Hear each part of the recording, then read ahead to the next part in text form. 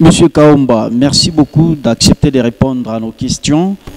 Dans sa récente enquête, l'ODEP, Observatoire de la dépense publique, souligne la cherté de la vie en RDC, et aussi la baisse du coût d'achat de la population. Parmi les facteurs, ODEP parle de la perpétuation du système néocolonial. Est-ce que vous pensez que casser ce paradigme va être une solution?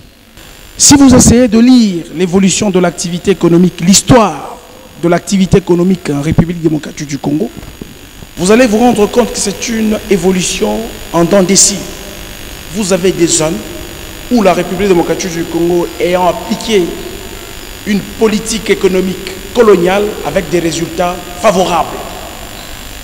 C'est-à-dire lorsque vous partez de 1964 à 1990, la situation économique en République démocratique du Congo était favorable, mais c'était un modèle calqué de la métropole. Au jour d'aujourd'hui, à partir de 1990 jusqu'au jour d'aujourd'hui, vous allez vous rendre compte que la situation économique est catastrophique. Ce n'est pas parce que nous avons copié un modèle de la Belgique, un modèle de nos colonisateurs.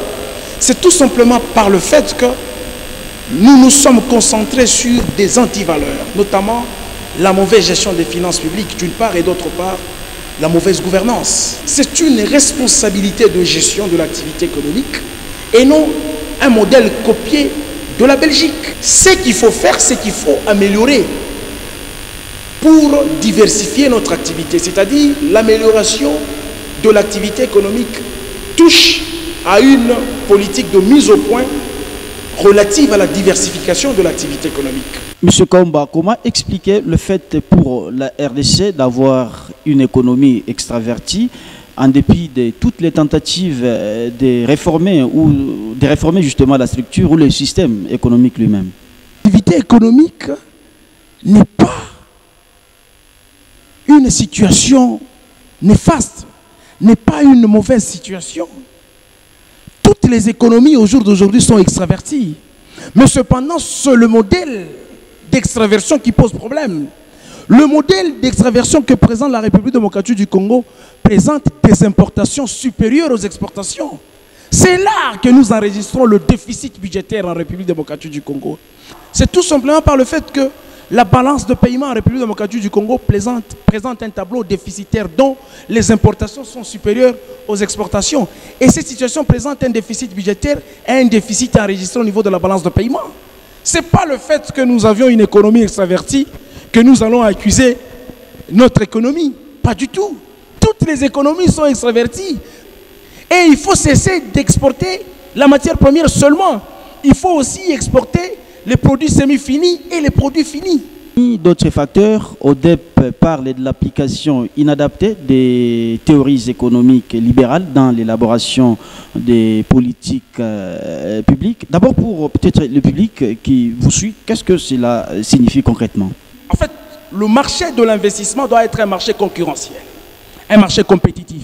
C'est-à-dire, cette fois-là, l'État crée ses propres entreprises et la création des entreprises publiques, la redynamisation d'entreprises publiques et la multiplication des entreprises publiques provoquent ce qu'on appelle la création de la classe moyenne. Cette classe moyenne est inexistante.